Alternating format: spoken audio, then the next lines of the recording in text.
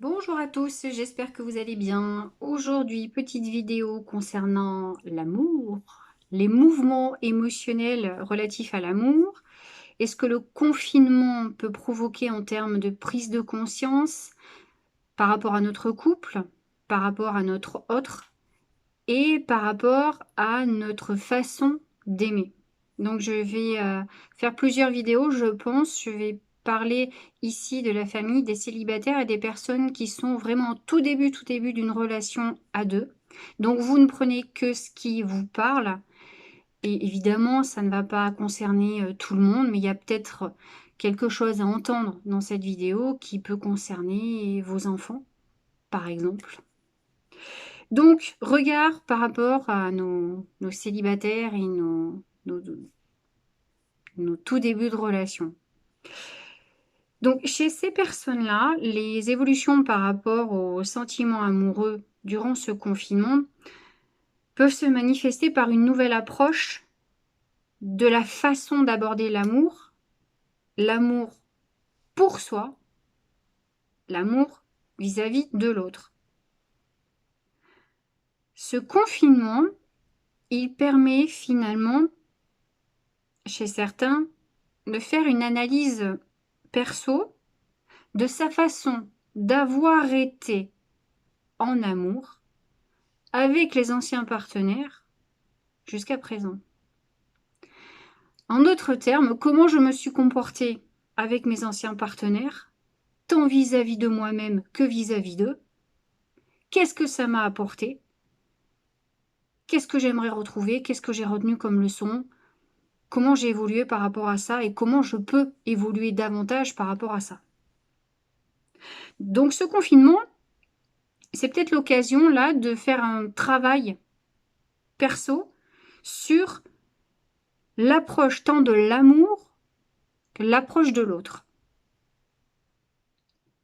Comment aborder une personne? Quelle attitude je dois avoir?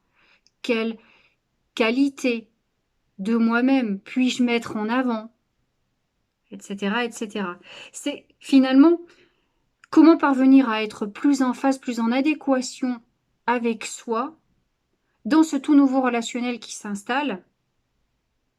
Et puis par rapport à, pour les célibataires, par rapport à ceux qui vont vers une nouvelle rencontre, c'est maintenant faire le point de situation de comment j'ai été avec l'autre pour pouvoir ne plus revivre certaines scènes, certaines situations qui ont été plus que douloureuses. Donc ça revient finalement à faire preuve de beaucoup d'honnêteté. Là, il est temps de se poser, d'être très honnête avec soi, d'ouvrir son cœur et de se dire, voilà, comment j'étais avec l'autre? Qu'est-ce que je leur ai fait subir? Qu'est-ce que j'ai subi moi? Qu'est-ce que je veux? Qu'est-ce que je ne veux plus? Et qu'est-ce que je ne veux pas désormais? Alors, ne focalisez pas, s'il vous plaît, sur ce que vous ne voulez pas. Pourquoi? Parce que vous allez concentrer toute votre énergie sur quelque chose que vous ne voulez absolument pas, mais ce que vous ne voulez pas va devenir votre seule et unique pensée. C'est comme en moto. Quand on est en moto, dans un virage, on nous dit surtout, vous regardez là où vous voulez aller. Vous ne regardez pas juste devant la roue. Parce que sinon, c'est la gamelle assurée. Mais là, c'est exactement la même chose. Regardez là où vous voulez aller. Ne regardez pas là où vous ne voulez pas aller. C'est poser les bases tout de suite dans la relation qui débute. Et pour ceux qui sont seuls, c'est de prendre conscience que peut-être là, il faut, dès le début, changer sa façon, finalement, de vivre un début amoureux, un début de relation, en posant les bases tout de suite, c'est-à-dire en disant à l'autre ce que vous voulez, ce que vous ne voulez pas. Poser des bases et être franc vis-à-vis de l'autre, ça ne veut pas dire soumettre l'autre à votre diktat sentimental. Ça ne veut pas dire moi je veux ça, si t'es pas content ou si t'es pas contente, c'est pareil, tu dégages. Bah non. On peut dire les choses avec beaucoup de gentillesse, beaucoup de diplomatie. C'est faire preuve de clarté. C'est pas faire preuve de brutalité. Poser les bases, c'est faire preuve de clarté. J'entends beaucoup de personnes qui me disent, voilà, je sors d'une relation douloureuse, j'ai pas envie de revivre ça. Et dorénavant, je veux vivre quelque chose de plus léger. Ok, bien sûr, mais il faut le dire tout de suite. Si vous voulez une relation sans engagement, purement câlin, il faut avoir suffisamment de cran pour pouvoir dire à la personne, je m'entends bien avec toi, je te respecte, il n'y a aucun souci, mais n'attends rien de moi au niveau de l'engagement. N'attends rien que des câlins. Je fais attention à ce que je dis parce que peut-être qu'il y a des mineurs qui me regardent. Donc, je vous demande d'apporter la juste appréciation aux mots que j'emploie. Merci. Faire preuve d'honnêteté, de clarté, à quoi ça sert? À éviter les désillusions, à éviter les illusions et à faire en sorte que le début de relation soit autant que possible le plus aérien. Alors, aérien ne veut pas dire que la relation est légère. Ça veut dire que plus vous allez être clair avec l'autre, plus vous allez annoncer ce que vous souhaitez, ce que vous attendez, ce que vous espérez recevoir aussi, l'état d'esprit de la relation s'en trouvera beaucoup plus léger. Il n'y aura pas forcément de prise de tête, il n'y aura pas d'attentes inutiles. Les choses auront été claires. Et inversement, il y a des personnes qui, de par leur vécu, en ont marre des relations légères et qui veulent au contraire maintenant vivre quelque chose de beaucoup plus mûr. Et bien là aussi, il faut avoir le courage de dire, voilà, je veux une relation basée sur le respect, je veux une relation avec plus d'engagement, à l'air libre, au grand jour. Et vous pouvez même aller plus loin, si ça vous appelle, vous pouvez même évoquer la façon dont matériellement vous souhaitez vivre l'amour. Il n'y a pas de limite, hein.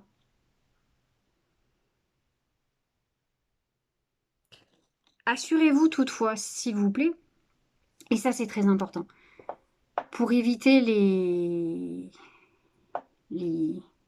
je me casse la figure, pour éviter les chutes, assurez-vous que l'autre ait bien entendu, ait bien compris ce que vous voulez dire, ce que vous souhaitez et recevoir et donner. Mesdames, parce que je sais que nous, les femmes, nous ne fonctionnons pas du tout, les hommes et les femmes, de la même manière au niveau de l'attente de l'amour. C'est-à-dire que chez les femmes, on a tendance, il est vrai, à enjoliver peut-être certaines choses, à espérer beaucoup, à attendre que l'autre nous donne ce bonheur que finalement nous avons déjà en nous. Ça, c'est un autre débat. Mesdames, si votre autre, homme ou femme, vous dit « Je t'aime bien, je passe un bon moment avec toi et on verra », ça ne veut pas dire « Je t'aime, je t'adore, dans 6 mois on est mariés ». Pas du tout. Entendez le mot tel qu'il est. « Je t'aime bien » ne veut pas dire « je t'aime d'amour ». L'autre est bien avec vous, point barre. Pas plus. Et à l'inverse, messieurs, ce serait peut-être l'occasion pour vous de faire preuve de beaucoup moins de lâcheté. Parce que, ne bondissez pas sur vos fauteuils, il est vrai que ça c'est purement masculin. Et si je me permets de dire ça aujourd'hui, c'est parce que j'ai eu des retours d'hommes qui ont eu le courage énorme de pouvoir me dire, en face à face, oui, à un certain moment de ma vie, même dans toutes mes relations amoureuses, j'ai été lâche. J'ai été lâche à tel moment de ma vie vis-à-vis de cette femme ou de ce partenaire, parce que j'ai préféré ma situation familiale, ma situation matérielle. J'ai fait preuve de lâcheté. Alors ces hommes-là, déjà, je voudrais leur dire merci, parce que c'est pas facile du tout de dire ce que l'on a été. Et si la maturité de certains peut contribuer à l'épanouissement de certains autres hommes, entendez que la lâcheté amoureuse, elle ne crée que des complications. Parce que moins vous serez francs, messieurs, avec vos partenaires féminines, plus votre autre féminin risque se fabriquer des histoires dans la tête, être en attente de recevoir, et quand elle va se rendre compte qu'au final, non, il n'y a rien au bout de cette histoire, je vous laisse imaginer la chute. Donc ce n'est pas du tout une critique. La lâcheté, c'est la réaction de la peur, hein, de toute façon. Donc il n'y a aucune émotion, aucune réaction qui soit critiquable. Non. On est comme on est, on réagit comme on peut et on réagit comme on veut. C'est juste là, peut-être, vous permettre, à travers mes mots, de prendre conscience que ça ne vous apporte rien, vous, en tant qu'homme, vous, en tant qu'être aimant et être aimé. Donc, courage. Soyons tous honnêtes les uns vis-à-vis des autres. Alors, pourquoi c'est important aussi d'exprimer ses désirs? Parce que exprimer ses désirs, c'est exprimer ses limites. Je peux aller jusque-là, mais au-delà, je ne peux pas. Voilà, ça revient à dessiner finalement la relation amoureuse, les contours de la relation amoureuse. Et vous savez bien que tous les dessins sont modifiables. Mais au moins, pour des débuts de relation, ça peut vous ouvrir à certaines possibilités. Et du coup aussi, à ceux qui avaient certaines attentes, si l'autre n'y répond pas à ses attentes, ça peut clairement, là, tout de suite, vous mettre les points sur les i et dire, bon, bah, faut pas que j'attende plus, quoi. Donc là, du coup, est-ce que c'est bon pour moi que je reste dans cette relation, que je continue dans cette relation, si moi, mes attentes, elles sont là, que lui, il peut ne me donner que ça, qu'est-ce que je fais? Qu'est-ce qu'il est bon que je fasse pour moi? L'honnêteté dans le sentiment amoureux, c'est permettre à l'autre, de manière inconsciente, de s'interroger sur ses propres intentions vis-à-vis de vous. C'est un petit peu l'effet miroir, quoi. Je suis honnête avec toi, du coup je t'oblige à réfléchir à ce que tu es capable de donner, ce que tu es capable de recevoir. Et dans le mot capable, n'entendez pas infériorité, mais plutôt ce que je suis apte à offrir tout en me protégeant moi-même. Donc l'honnêteté, bah, c'est un petit peu la porte ouverte, un petit peu beaucoup même, la porte ouverte à l'épanouissement personnel, l'épanouissement relationnel et l'épanouissement du couple. Alors, je parlais évidemment des célibataires et des personnes en début de relation, mais je pense que là, c'est une notion qui peut impacter chez beaucoup d'autres personnes. Donnez-vous les moyens de vivre ce que vous souhaitez vivre en amour. Mais encore une fois, ce n'est pas dans l'agression vis-à-vis de l'autre, ce n'est pas en ne disant rien à votre autre que vous allez, je dirais pas construire parce qu'on est au début, mais que vous allez mettre en route un relationnel positif et serein. Quelle que soit la durée de la relation avec l'autre,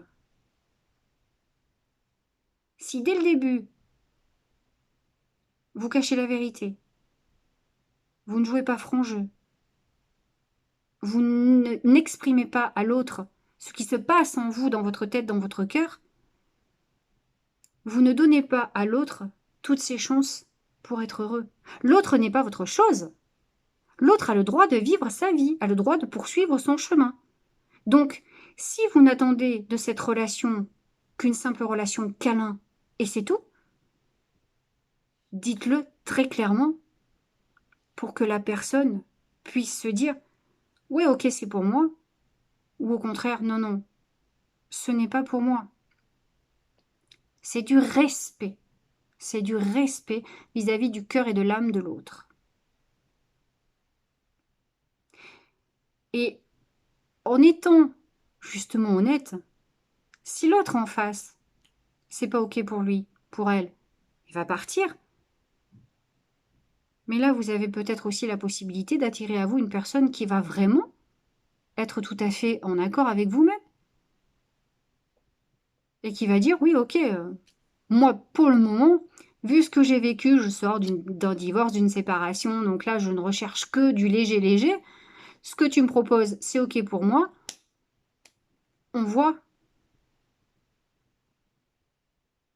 Donc l'honnêteté, c'est vous permettre aussi à vous-même de vivre une relation, qu'elle soit approchante ou qu'elle soit vraiment au début, vraiment matérialisée là, c'est vous permettre à vous de vivre quelque chose qui correspond vraiment à vos besoins à l'heure actuelle. Encore une fois, vous avez le choix. On a tous le choix. Tous. Je vais vous demander du coup, si vous voulez bien, de faire un petit rembobinage et de regarder ce que votre méthode vous a apporté jusqu'à aujourd'hui en termes d'apaisement relationnel, de qualité de la relation. Est-ce qu'il ne serait pas là justement temps, durant ce confinement, de déposer les masques, tous les masques, et de vivre vraiment ce que votre cœur vous dit de vivre, que ce soit dans l'engagement, dans le non-engagement, dans la légèreté, ou justement dans la profondeur. Vous êtes l'écrivain de votre vie. Choisissez votre stylo. Prenez le temps d'écrire. Prenez votre temps. Prenez le temps d'écouter votre cœur. Il s'agit d'amour. Donc le mental, on va lui demander d'aller dormir un petit peu.